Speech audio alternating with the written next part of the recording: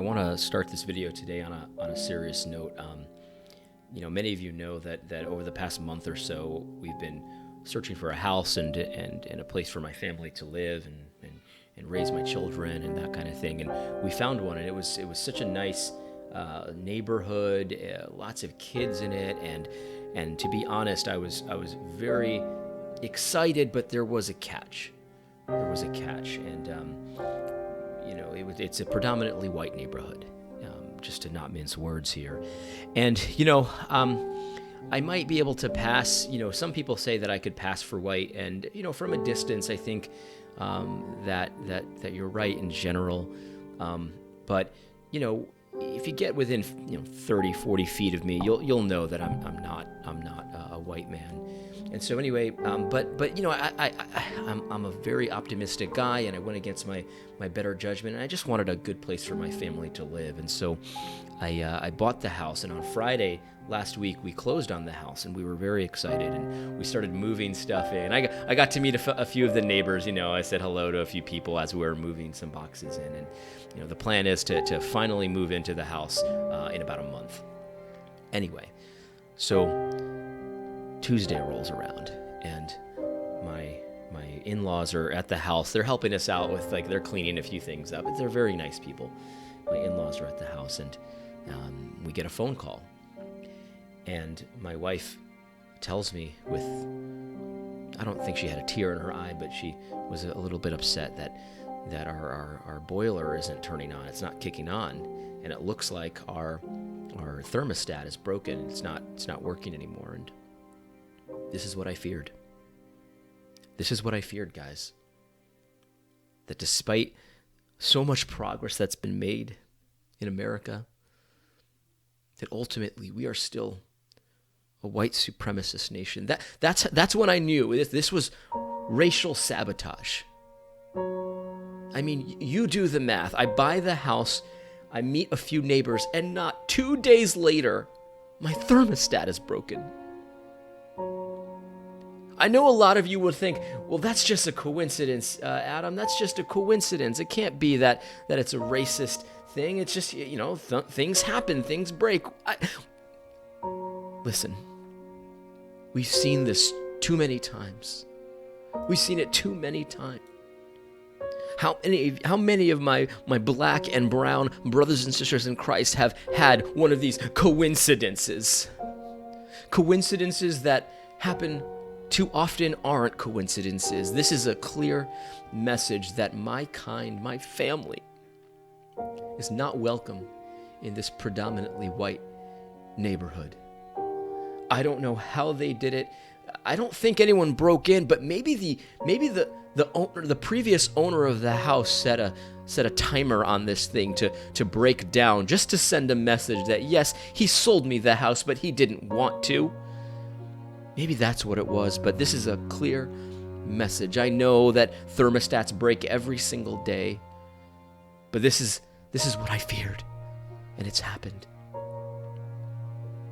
I don't know what to do, and I called a company, an HVAC company, to come fix it, and then they fixed it this morning, but they charged me for it. Can you believe it? They charged me for it. And my in-laws were there when they were fixing it, and it was a quick fix. It's just a new thermostat, and this guy claims to be a Christian. He claims to go to church in the town that I'm planning on going to church in. And yet, he charged me, a Latino person who has been a victim of a hate crime and racism throughout his life, and here again, he had the nerve to charge me to fix it. My brothers and sisters, we need to have a talk. Can we talk about the necessary aspects of reparations in the church? This has gone on too long. We've been victim upon victim upon victim. And when you see a brother and sister in Christ suffering racial trauma, and then you have the audacity to charge him to fix it, that is not the grace that is offered in the church. That is not the justice that we speak of in Amos. Let justice roll down like waters. I know that a lot of you have your hearts in the right place. You said, AD, did you call the police? Did you call them to tell them about this racial sabotage? And I said, no. I'm scared of the police. Don't you know what they do to Latinos? If you want to help me in this difficult time, I have a Patreon account, and I would gladly accept PayPal donations as well. No pressure, but if you want to not be racist and fix the trauma, the racial trauma that I endure every day. Yesterday on Twitter, I told people about this. And I've got a bunch of white supremacists in my mentions telling me that it's impossible, that I'm stupid, and that I'm just this is what I deal with every day.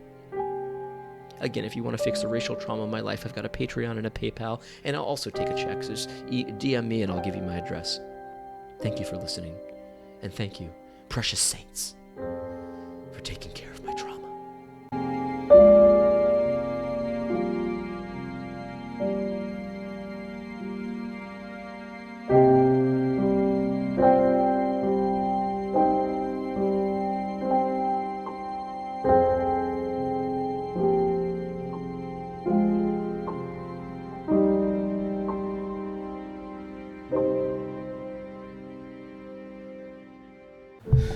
The video you just saw, precious saints, the video you just saw I recorded on Thursday, and I was debating whether or not to put it up, but this morning, Monday morning, I knew I had to. I had to do it. I had to be strong for everyone out there who doesn't have a voice, everyone out there who doesn't have a platform. I had to be strong, and what happened this morning guaranteed that I had to post this video. I stepped on the scale, and I looked down, and since last Thursday, I've gained 5 pounds. If that doesn't show you the trauma that I endured over the last week because of this example of racial sabotage, I don't know what will. How long, evangelical church? How long, white evangelical church, will you turn a blind eye? I gained 5 pounds in the last week.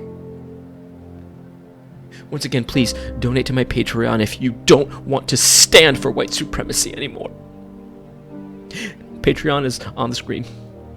If you don't want to be racist, and if you want me to lose weight, please donate.